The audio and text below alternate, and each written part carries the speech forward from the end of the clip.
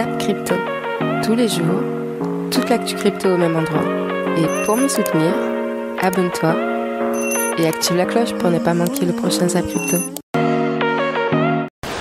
Bonjour la cryptosphère. Allez, on se retrouve direct avec notre Fear and Greed Index, toujours dans l'extrême peur, à 25. Du côté des marchés US, la zone de greed continue à être maintenue avec 63 points. Vous allez voir que les chiffres de l'inflation qui sont sortis hier ont boosté d'enthousiasme les marchés tradis, ce qui est malheureusement loin d'être le cas pour nous. La cryptosphère a l'air plutôt encore sonner, un léger sentiment de gueule de bois qui pour le moment persiste un peu.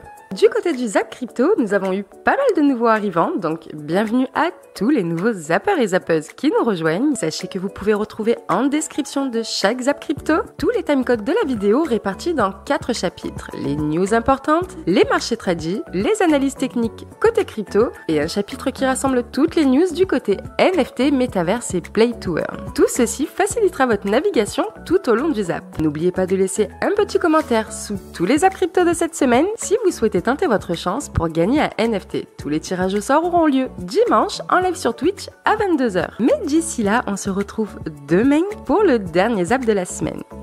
Installez-vous confortablement, votre Zap va commencer.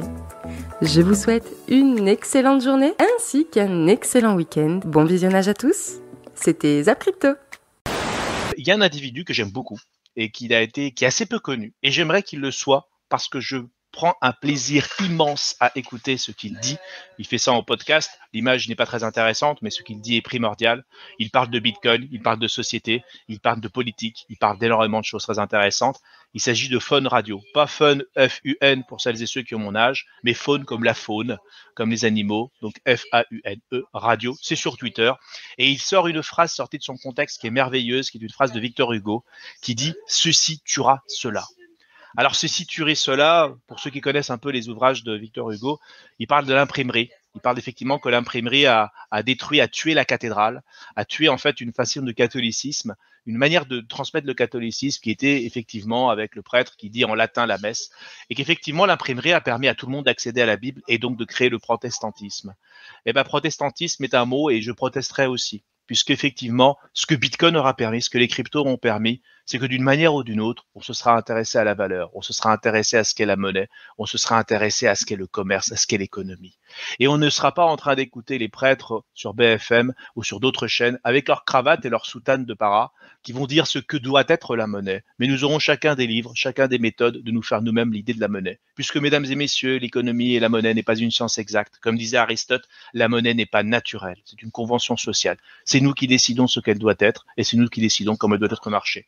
Alors lisons donc notre Bible économique et faisons-nous peut-être notre idée. Peut-être qu'une autre religion naîtra, peut-être une autre manière de penser naîtra, peut-être que ceci tuera cela.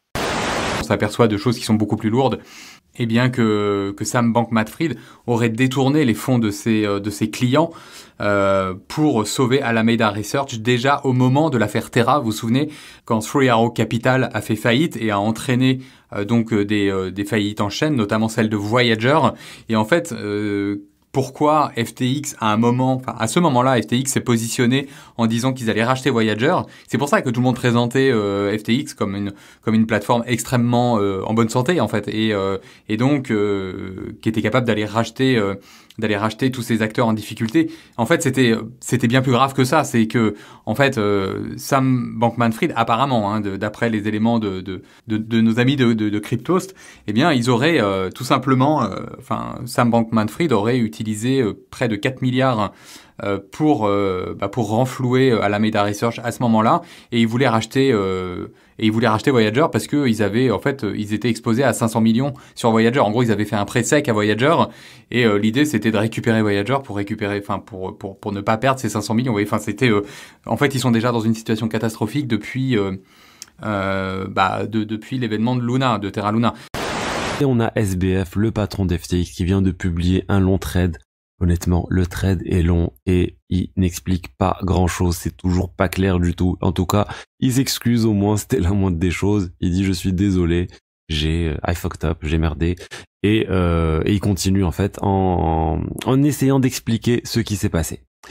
Et malgré tout ça, on n'y comprend pas grand-chose. Il dit « Oui, il y a eu un problème. Il y a eu un problème effectivement au niveau en disant qu'il a mal analysé des données bancaires qui étaient en interne chez FTX et qu'il a mal compris ce qu'il avait noté. Il a mal jugé le leverage, donc le levier qu'il y avait au niveau de ses utilisateurs, la liquidité. Bref, il a juste dit ouais, j'ai mal analysé les données et du coup je pensais qu'on allait pouvoir s'en sortir et en fait non. Et il continue en fait en n'expliquant pas grand chose mais en s'excusant. Et ce qu'il dit toujours, ce qui est assez étrange, et je m'attendais pas à voir ce type de choses, il dit ne vous inquiétez pas, enfin il dit on a encore plus d'actifs que de dettes. Du coup, en fait, il dit voilà, on a suffisamment de fonds pour couvrir la plupart des choses. C'est juste qu'ils sont pas suffisamment liquides. Donc, par exemple, ils peuvent avoir des fonds dans des tokens qui sont loqués pour une certaine période, dans des startups. Du coup, il peut pas vendre du jour au lendemain les fonds en question. Mais lui, il dit ne vous inquiétez pas, on a suffisamment d'argent. Mais du coup, ce qui est bizarre quand même, malgré le fait qu'il y ait suffisamment d'actifs, ils sont en train d'essayer de lever 9,4 milliards de dollars pour pouvoir en fait tout simplement rembourser les utilisateurs. Donc problème de liquidité, c'est sûr. Je pense qu'il y a aussi un gros trou à combler. qu'Alameda ne devrait pas pouvoir rembourser en totalité ce qui leur a été prêté. Et du coup, ça, honnêtement, j'ai du mal à imaginer un remboursement total au niveau de ce qui s'est passé sur FTX. Annonce de FTX concernant la facilité de crédit Tron. Nous sommes heureux d'annoncer que nous avons conclu un accord avec Tron pour établir une installation spéciale permettant aux détenteurs de TRX, BTT, JST, Sun et HT d'échanger des actifs de FTX vers des portefeuilles externes. C'est une bonne nouvelle, mais c'est un peu un cadeau empoisonné. Je vous explique pourquoi. Parce que tout simplement, on se dit, il y a juste à convertir ces cryptos en Tron sur FTX et du coup, les withdrawals en Tron fonctionnent. Donc, on convertit ces cryptos en Tron, tous ces cryptos en Tron, et on les envoie par la blockchain Tron avec le token Tron sur un autre échange et du coup on peut retirer ces cryptos de FTX. Sauf que vu que tout le monde fait ça, vu que tout le monde va faire ça et que tout le monde le fait actuellement, qu'est-ce qui va se passer? Le Tron, tous les tokens qui ont été donnés ici, ils vont exploser à la hausse. Et du coup, par exemple, le Tron, il va valoir, je vous dis n'importe quoi, $800 sur FTX. Et quand vous allez l'envoyer sur une autre plateforme, sur par exemple BitGet, il va valoir plus que $100. Par exemple, 8 fois moins, même voire pire. Je ne sais pas combien c'est exactement, mais ça va être beaucoup, beaucoup moins. Et du coup, par exemple, si vous avez 40 000 euros à retirer de FTX, si vous mettez tout en Tron et puis vous retirez par Tron, vous allez pouvoir récupérer peut-être, 5-10 000 dollars sur vos 40 000 dollars, vous avez pu le retirer. Et justement, on va aller voir FTX. Vous pouvez voir que moi, pour l'instant, c'est toujours en request test, je sais pas comment ça se dit, request, et en gros ça veut dire que c'est en attente, et j'ai 2 BTC en attente, là j'ai 10 000 USDT, j'ai encore 1000 USDT, et là, où sont les ETH? J'ai 7 ETH, alors non, elle a été cancel celle-là, et j'ai ça, j'ai encore d'autres cryptos sur FTX qui n'arrivent pas à s'envoyer, et moi ce que je voulais c'est Tron, où on est le Tron, il a dû exploser, et effectivement, regardez ici, vous voyez, regardez, 280%, 300%, 300%, 314%, et le gros problème, c'est que quand il explose, forcément vous allez perdre de l'argent, quoi. Parce que regardez, justement, vous voyez, le cours a complètement explosé, regardez, si on prend l'ampleur, si on prend du début là jusqu'à la mèche, ça fait 3000%, c'est n'importe quoi, x 30. Et là, au point où on en est, c'est un x4. Donc, vous allez diviser par 4, en fait, les retraits que vous allez pouvoir faire. Et là, donc, par exemple, regardez, le token Tron, il est à 28 centimes sur FTX. Si on regarde sur CoinMarketCap, le token Tron est seulement à 0,05 $. Donc, j'ai fait le calcul et en fait, tout simplement, comme vous pouvez voir, le token est 5 fois, quasi 6 fois plus cher que sur les autres plateformes. Donc, le problème, c'est que si, par exemple, moi, mes 50 000 euros, là, imaginons, je les envoie sur Tron, je les passe en Tron et après, je les envoie, du coup, là, les withdrawals, ils vont marcher. Mais si j'envoie mes Tron de FTX sur BitGet, vu que le token va être 6 fois moins cher sur toutes les autres plateformes, et du coup, les 50 000 euros que je retire de FTX, et quand il va arriver sur la plateforme, ça va valoir plus que 8 000 euros, divisé par 6, divisé par 5. Donc, ça fait chier, quoi, c'est catastrophique. Et donc là, on a un vrai dilemme. L'autre chose, les gens qui vont vraiment trinquer fort de ce problème-là, c'est l'entièreté de l'écosystème crypto. Pourquoi? Parce qu'on est dans un écosystème qui est en train d'être régulé. C'est-à-dire que les régulateurs, que ce soit au niveau de l'Union européenne, que ce soit au niveau des États-Unis ou même au niveau asiatique, sont en train de poser des cadres, des normes, des interdictions et des obligations pour pouvoir proposer des solutions dans le monde de la crypto-monnaie. Par exemple, en Europe, j'ai fait une vidéo là-dessus il n'y a pas très longtemps, c'est la régulation MiCA qui vient bouleverser et dire un petit peu quelle entreprise peut proposer quel service, comment et pourquoi pourquoi est-ce qu'elle a le droit de s'adresser à tel ou à tel utilisateur. Tout vient se cadrer naturellement. Le but, c'est d'avoir un cadre qui protège l'utilisateur, mais qui est suffisamment flexible. Flexible pourquoi ? 1. La crypto-monnaie, c'est en train de se dessiner. Donc dire, vous devez faire exactement comme ça et exactement comme ça aujourd'hui, c'est perdre en agilité. Deuxième chose, imaginons l'Union européenne met des règles pour les Européens, ce n'est pas la crypto-monnaie qu'elle régule, c'est les Européens vis-à-vis de la crypto-monnaie. Parce qu'à l'international, si les Européens n'ont pas le droit de faire quelque chose, l'international, eux, ont le droit. Donc en mettant un cadre trop strict, on va ralentir l'Union européenne dans son développement sur les crypto-monnaies, mais pas l'international, qui eux vont s'en donner à cœur joie, vont s'ouvrir des marchés et vont être plus concurrentiels. Voilà pourquoi il faut qu'il y ait une régulation flexible. Quand on a des problèmes et qu'on voit l'une des plateformes les plus connues et les plus trustées au monde, FTX, qui a des problèmes de liquidité et de contrepartie vis-à-vis des fonds de ses utilisateurs, naturellement, ça fait peur aux régulateurs et donc naturellement, on va faire un cadre encore plus strict, encore plus rigide, qui se rapproche encore plus, voire plus strict encore que le monde bancaire, et qui va donc tuer des petites startups qui n'ont pas les moyens d'être aussi régulées, et qui va empêcher le développement. Malgré tout, quand on voit ce genre de conséquences, et qu'on voit à quel point ça peut aller loin, vite, et faire peur à l'entièreté de l'écosystème, les régulateurs vont être encore plus stricts. Donc là, on a vu la valorisation de FTX qui a passé de 1,2 milliard de dollars en juillet 2021 à son round de financement en série C en début 2022, que l'exchange FTX était valorisé à 32 milliards de dollars. On parle de valorisation ici, on parle pas vraiment de 32 milliards de dollars qui a été investi dans FTX. Et là, en ce moment, l'exchange vaut 1 dollar, étant donné qu'on sait que ils vont probablement être en faillite d'ici quelques jours. Et on se rappelle que au Canada, les fonds de pension d'Ontario, des professeurs d'Ontario ont investi plusieurs dizaines de millions de dollars dans FTX, dans la série C ici, et leur investissement maintenant vaut 0. C'est la même chose qui s'était passé avec les fonds de pension, la Caisse de dépôt du Québec, qui avait investi dans Celsius, on se souvient, l'année passée, et maintenant Celsius vaut 0. Donc les gens là qui dirigent nos fonds de pension, êtes-vous capable de faire un due diligence qui a du bon sens, de vérifier les finances d'une entreprise avant de donner de l'argent de nos retraites à tous ces escrocs-là? Sérieusement, là. Ensuite, Solana, pourquoi on m'a souvent posé la question, mais j'en ai beaucoup parlé pourtant, c'est que parmi les grosses positions d'Alameda Research, qui est l'une des plus grosses sociétés qui appartient à SBF, ils avaient, on le savait maintenant, 70% de FTT, mais ils avaient pour plus d'1,5 milliard ou 1,8 milliard de Solana. Donc bien évidemment, Solana a souffert de cette crise autour d'FTX, c'était évident. C'est pour ça que je les ai vendus assez rapidement. Et l'idée, c'est que ça a perdu énormément. Est-ce que c'est terminé? On n'en sait rien.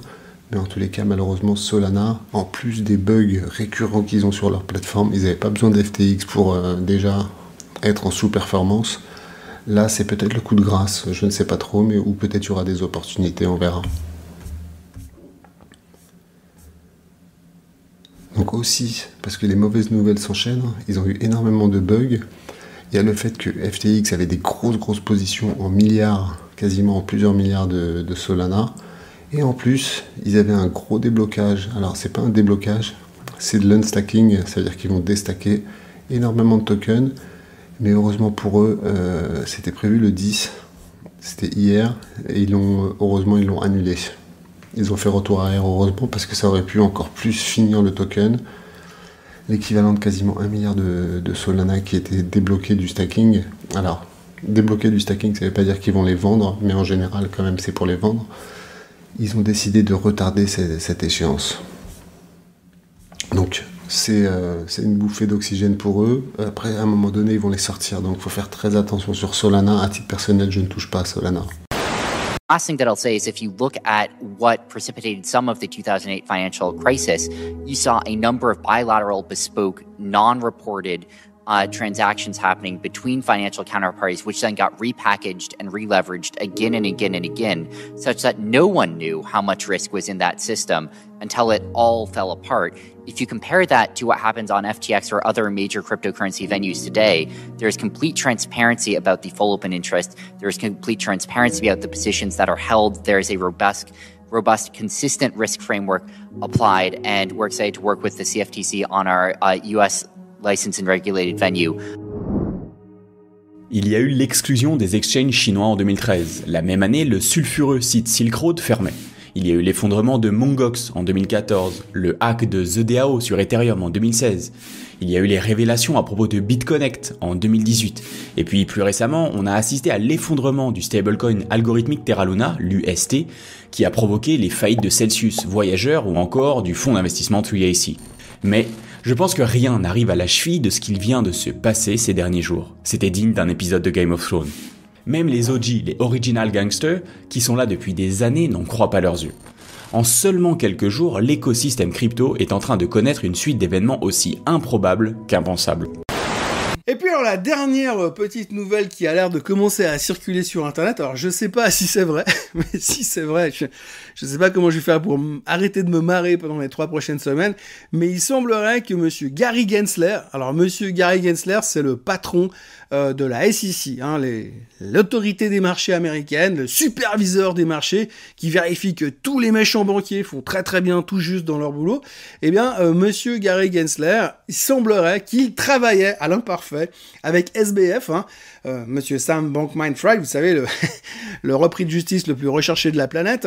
Monsieur SBF travaillait soi-disant avec monsieur Gary Gensler afin d'utiliser les failles juridiques et obtenir un certain monopole dans le domaine de la crypto, trading et compagnie. Alors, on ne sait pas trop si c'est une vraie information ou une fake news, mais comme de toute façon aujourd'hui, même le Wall Street Journal a le droit de dire n'importe quoi, je vois pas pourquoi moi je m'en priverais non plus. Mais en tous les cas, si Gary Gensler est impliqué avec SBF et puis que ça sort officiellement ces prochains temps, je pense que je vais me marrer, mais pendant le reste de l'année, jusqu'à la fin du Christmas Rally.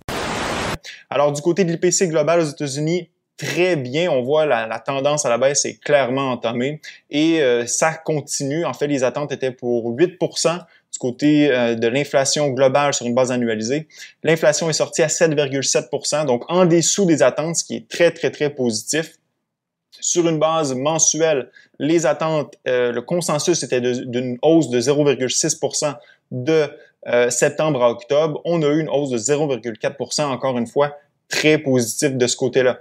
Mais ce qui est intéressant, c'est du côté de l'inflation fondamentale. Vous vous rappelez l'inflation fondamentale qui, contrairement à l'IPC global qui, elle, ralentit, l'inflation fondamentale continuait d'accélérer aux États-Unis. Alors, ce matin, on a eu la confirmation que l'inflation fondamentale, finalement, commençait à diminuer. Les attentes étaient de 6,5% sur une base annuelle.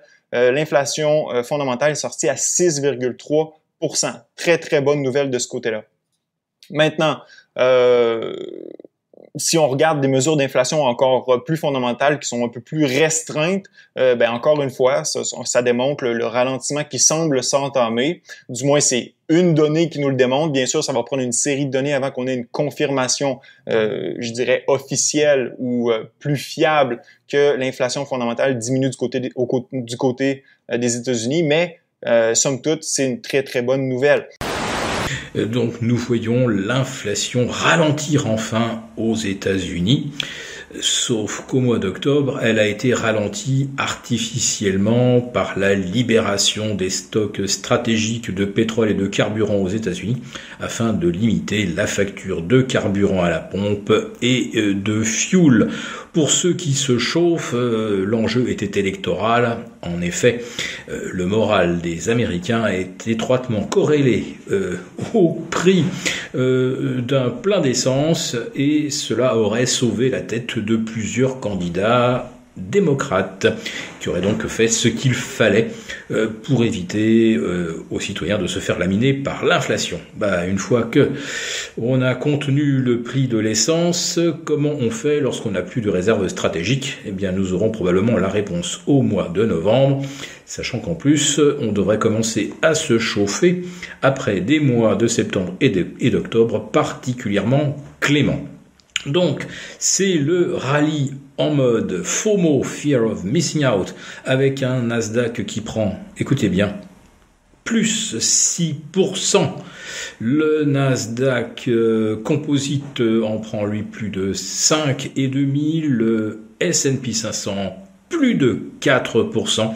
Il franchit les 3009. Et notre brave CAC 40 qui grimpe de plus de 2,2%.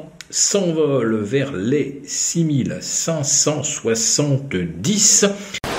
Là, on est sur le dollar américain qui enfin recasse. Donc là, il casse le dernier point bas journalier. Il casse aussi cette petite droite de tendance, petit support oblique. On avait travaillé plusieurs fois, donc là pour le coup il faut attendre la clôture encore une fois, mais si on clôture comme ça c'est très positif et ça pourrait permettre enfin au marché des actifs risqués de respirer et de surtout aussi les cryptos donc respirer dans cette tourmente. Et au niveau des indices de la volatilité, le VIX, il move backé sur l'SP500 sur les obligations. Donc le VIX pète sa trendline inférieure, ça nous va bien. On veut qu'il continue à péter là, pète ce niveau-là. Ça veut dire que ça y est, dans le niveau du marché traditionnel, les gens, il n'y a plus trop de volatilité, il n'y a plus trop de peur surtout. Et ça nous va bien. Voilà. Oh tiens, j'ai pas vu, regarde-moi ça. Waouh, mais ça rebondit ici sur la trendline, regarde. Oh, mais c'est beau ça. Waouh, regarde, ça rebondit sur la trendline. Mais c'est splendide. Regarde, cette petite trendline qu'on avait mis il y a longtemps, tu vois, juste comme ça, parce que bon, elle était pas trop mal. Elle avait une touchette là, 2-3 touchettes là, et tu vois, on peut même la bouger. Enfin, waouh, splendide. C'est splendide. Donc là, écoute, on aime ça, espérant que finalement, ça soit cassage du canal, retest et zébardi de the moon. Voilà, espérons, mais on se débat, tu vois. Mais bon, voilà, ça fait plaisir de voir ça. Ça fait plaisir de voir ça. Et pour l'SP500, on fera gaffe, s'il continue à monter, on fera attention à la trendline inférieure là, parce qu'il peut monter pendant 1 semaine, 2 semaines, 3 semaines, j'en sais rien. Et après, bam, le retour, on sait jamais. Donc bon, on profite du verre à mort, mais on reste quand même prudent. Daily, on a eu un beau petit drop vite fait, timide, mais drop, d'accord, pas trop méchant non plus.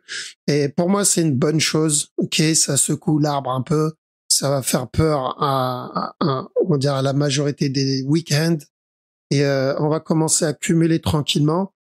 Et c'est un peu ce qui s'est passé dans cette zone, d'accord, à l'époque où ça a fait peur pas mal de monde, là-dedans aussi. Donc, faut pas avoir peur de ce genre de move. Comme je le dis à chaque fois, on fait pas attention à un mouvement agressif seul. Il faut un cumul d'une structure. Vraiment, il faut que la structure se développe complètement pour commencer à avoir un avis là-dessus.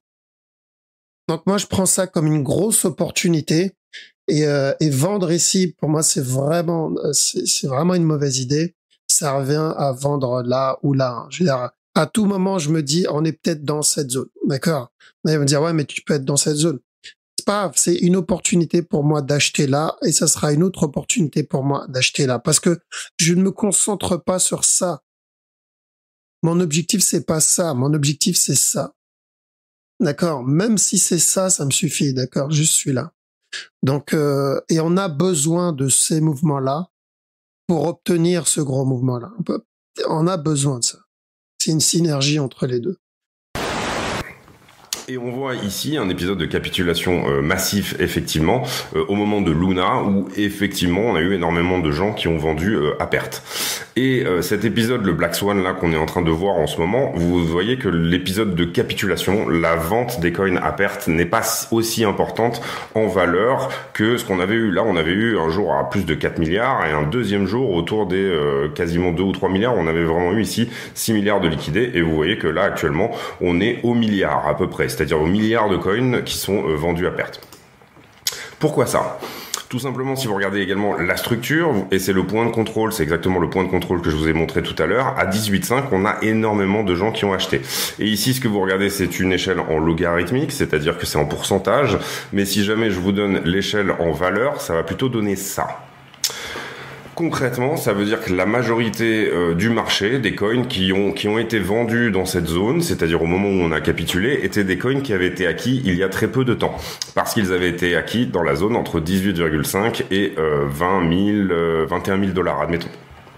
Donc, prenez bien en considération ici pourquoi on n'a pas un énorme pic ici alors que le mouvement devrait théoriquement être violent. Eh bien, tout simplement parce que pour le moment, on n'est que sur des coins de court terme qui ont bougé, c'est-à-dire quelqu'un qui avait acheté à 18 et qui se dit bon bah moi à 17, à 15, j'en veux plus parce que ça peut potentiellement aller à 10. Voilà.